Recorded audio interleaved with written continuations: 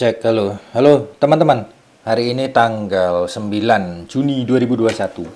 Ini saya terinspirasi bikin video ini karena banyak email-email penipu yang sebetulnya sudah banyak. Sebelum-sebelumnya ini sampai tahun lalu, 2 tahun yang lalu sudah ada. Tapi ini, tahun ini agak unik. Ini yang saya dapatkan.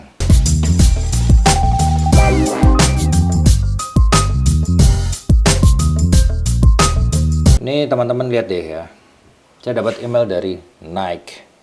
Nike, perusahaan besar sepatu kelas dunia. Nah, biasanya saya kalau menyampaikan hal ini kepada teman-teman itu langsung cek alamat email pengirimnya. Alamat email, bukan nama pengirim. Alamat email pengirim, yaitu dengan cara diklik aja di atas ini kan bisa ya. Diklik-klik gitu. Nah, maka akan keluar alamat email pengirimnya. Nah, ini alamat email pengirimnya menggunakan nike.com, yang artinya dia menggunakan email perusahaan. Cuman depannya no reply, itu biasa ya. Perusahaan-perusahaan itu kadang-kadang gitu, jangan reply di situ, tapi nanti akan diberi alamat email khusus untuk komunikasi. Nah, tapi pengirimnya sudah oke, legit. Dan di bagian bawahnya teman-teman, ada lagi nih. Sambungannya email yang tadi kok. Nah, lihat nih. Alamat emailnya. Wow. Coba, gimana nggak langsung panik saya? Wah, ini beneran nih, saya dikontak sama Nike. Dan kontak us lewat anajones@nike.com. Ini nggak main-main ini, pakai email perusahaan .com, bukan Gmail, bukan. Apalagi sih yang gratisan tuh banyak ya, email-email. Mail.com, Gmail, terus pokoknya selain domain. Nah itu ya, nama domain perusahaannya itu sendiri. Tentu saja bukan hanya Nike yang masuk, tapi juga ada Adidas, teman-teman. Adidas. Nah, cuman yang Adidas ini agak ketahuan banget kalau bukan gitu ya, karena pengirimnya nih saya tunjukin emailnya. Tapi kalau tampilan emailnya sangat meyakinkan karena mereka pakai HTML email.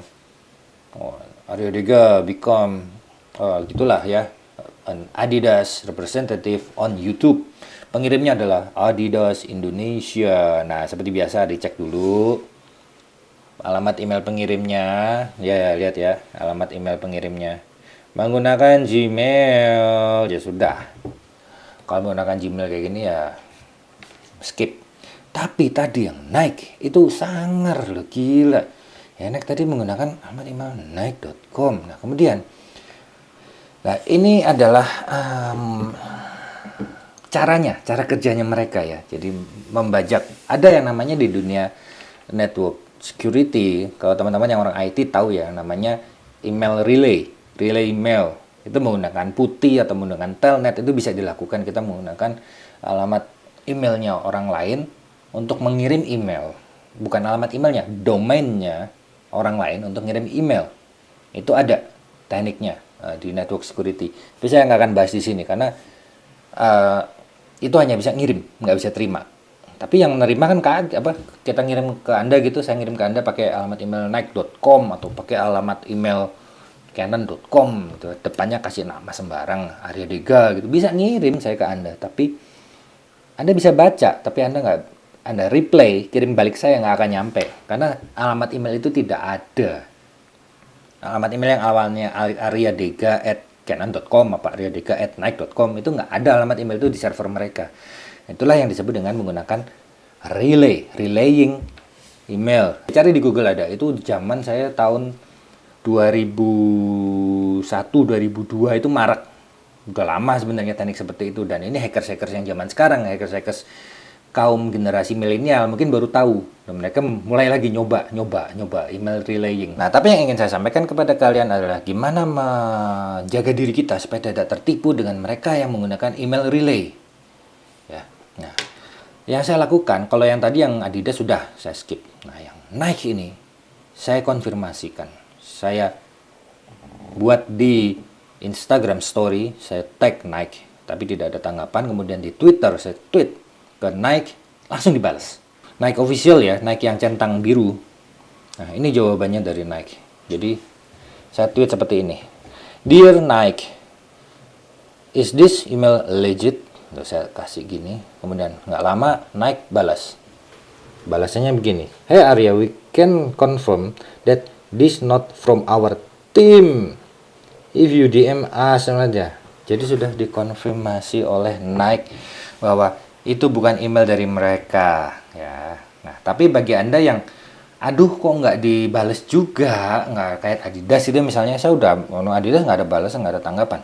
Mungkin kalian yang ingin juga hati-hati karena di dalam email si penjahat ini itu ada link download. Memang link downloadnya pun oke gitu ya. Mereka upload dokumen itu di Google Drive, dan di Google Drive itu isinya kalau kita klik, kita download katalog. Memang betul, diklik ini download katalog, ini saya klik nih ya. Wah, udah nggak ada.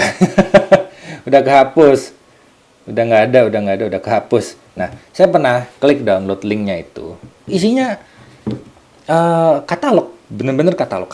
Wih, banyak. Nah, jadi kita tuh disuruh milih di katalog itu kita mana yang mau bantu promosikan file-file itu. Tapi ada satu file yang bukan foto, bukan video, tapi satu file di antara segitu banyak katalog itu .exe, yang artinya executable. Jadi itu adalah sebuah program yang bisa di-executable, yang bisa dijalankan. Itulah ya, kalian harus hati-hati kalau sebuah file zip itu di-zip, di dalamnya banyak katalog, ada satu aja yang executable, exe atau .com ya, command, itu ada sebuah program yang kalau kalian jalankan, kalian download di PC kalian, di laptop kalian yang berbasis Windows, itu diklik ya, dia nggak tahu lah isinya apa, itu pasti isinya worm atau apa segala macam. Nah, jadi kesimpulannya adalah untuk melihat ciri-ciri penipu email itu, yang pertama nama domainnya. Kalau mereka menggunakan domain Gmail atau menggunakan email gratisan ya sudah lewat pas. Tapi begitu mereka menggunakan alamat email perusahaan kayak Nike.com atau Adidas.com, nah tahan dulu. Siapa tahu beneran kan rezeki. Nah, tapi jangan langsung tergiur, jangan langsung wah kemana-mana pikirannya, wah saya jadi gini. Jangan dulu, coba cek di emailnya itu. Kayak saya tadi ya di Nike itu, kita tinggal reply aja ke annajones@nike.com, padahal itu tidak ada. Alamat email itu tidak ada. Nike.com-nya ada, tapi alamat email annajones@ itu nggak ada di servernya Nike. Dan itu ada link download. Kita download di situ, masuknya kemana?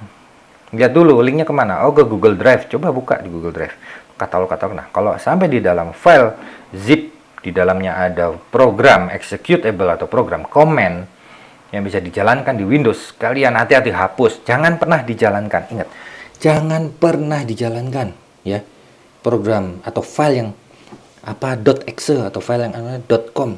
Jangan pernah kalian jalankan.